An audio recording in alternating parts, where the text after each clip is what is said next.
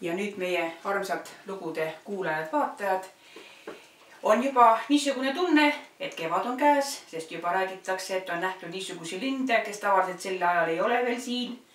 Ja meie tahaksime juba mõtted sättida suvesse, sest öeldakse, et varsti pidi juba tulema 10 kraadi sooja ja rohkem ja päike paistma kogu aeg ja nii et eks me seda suve ka ootame. Ja nüüd tulebki laul. Selle suve laul.